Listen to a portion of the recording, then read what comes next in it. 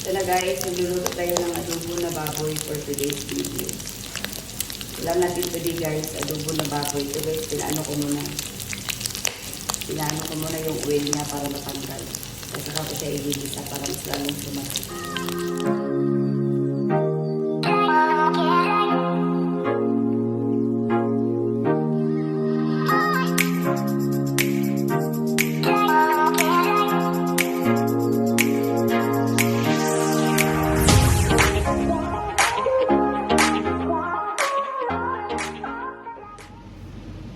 Ito na guys, umpisa na tayo mag-isa guys. Ito palang oil guys, ito yung binabaran ko ay pinirituhan ko kanina sa baboy. Para mas lalong lumasa. Dito na natin igisa yung bawang, sibuyas, yung oil na pinagprituhan ng baboy guys. Kasi may oil naman yun, diba? So hindi ka na magdagdag ng oil. Para mas lalong sumarap guys. Itong luto ko ngayon guys, ulam natin for today's video is adobo na baboy na may itlog. Para mag-iba naman guys. Kasi pag baboy lang kasi guys, nakakaumay yun. Siyempre may taba kayo, alam niyo yan, baboy yun. Yan, inigisa ko muna yung bawang. Tapos siyempre yung partner niya sa sibuyas. Isa ko yan. Para lumalabas yung aroma niya guys. Lalong sumarap. Diba? May ano pa yan guys. May lalagyan ko pa yan ng luya. Luya pa mo. Diba? Diba ang bango niya guys. Hindi lang naamoy. Pero ako naka-amoy yan.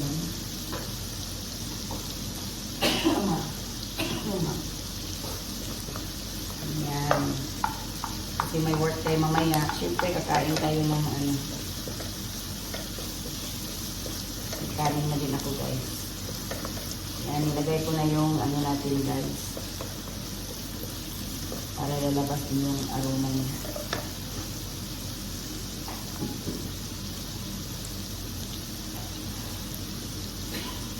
Ito na po yung baboy kanina guys na pinirito ko. Ito yung kalabasan guys, ilagyan mo siya ng kunting tubig, lagyan mo lang ng asin, saka paminta, tapos ganituhin mo siya.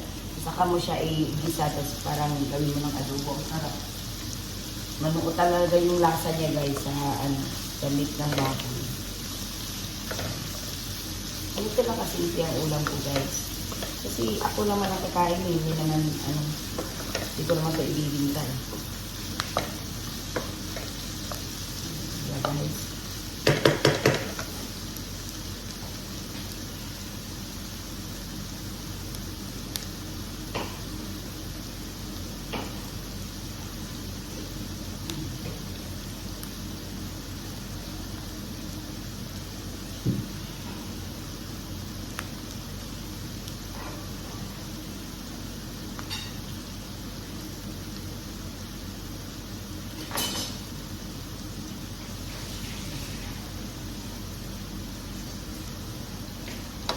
Huwag nyo nang takpan guys, kasi luto naman yung baboy dito. Paano himahan natin sa kanila. So kapag ako nag-adobo guys, sinalagyan ko yan siya ng kamatis. Kasi mahilig ako sa kamatis. Parang nasasarapan ako. Iwan ko lang sa inyo kung ilalagyan nyo ba siya. Pero ako talaga guys, nalagyan ko yan ng kamatis.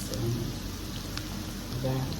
Kamatis talaga yung adobo. Kahit anong luto guys, may kamatis talaga. Kaya ilagay ko na yung sili. Kaya tingnan, masarap tingnan. Baka lang guys, masarap na. Hindi ko pa nga natutuhan yun.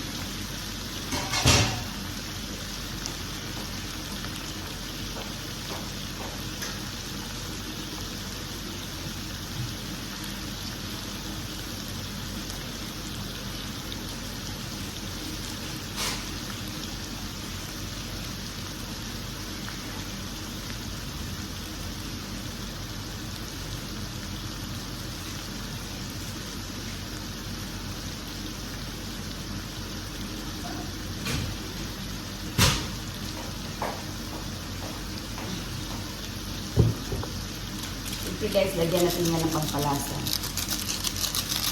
Lagyan natin nga ng magic. Oo, magic sarap.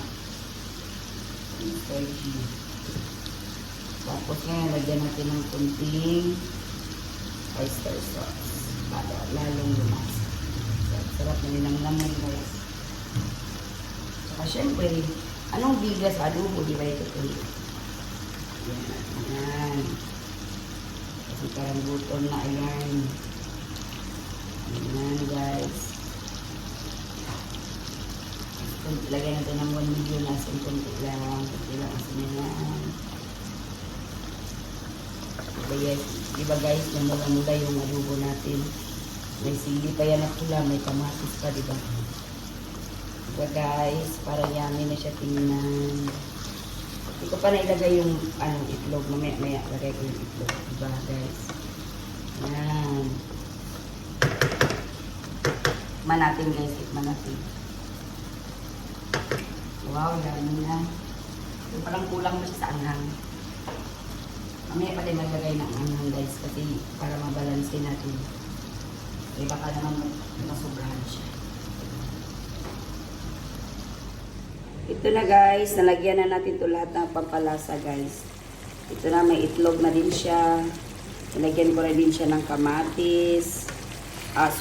Sili. Yan yung sili labuyo guys. O napulang-pula guys, grabe. Ipapaano lang natin ito guys, pakuluan na natin ng konti, tapos na. Tapos kakain na din tayo guys. Tingnan mo guys, anong sarap niya. Ang bango talaga niya guys, Diyos ko po. Parang makakain ka ng daming kanin nito.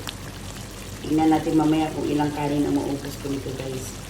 Kasi hindi ako nauumay sa baboy guys. Pag piniprito mo siya, bago mo siya tutuin ng adobo. Pero pag idiretso mo siya ng adobo guys, hindi mo siya piprito. Ang dami kasing oil guys. So ngayon, tingnan mo. Tirang oil, diba? Tapos namulang pula yung ng baboy, karni ng baboy. Kaya salamat pala sa sponsor ng baboy. Sa uulitin. Malapit na to guys, kakain na din tayo, kain na din kayo dyan guys. Kung saan man kayo ng sulok ng mundo, kakain na din kayo. Bye! Ito na talaga guys, maluluto na siya. Hangin na natin siya guys, kakain na tayo. For today's video lang natin, adobo na baboy na may itlog at ilagyan ko ng daming sili guys. Para lalo naman hindi tayo maumay, kain na tayo. Bye!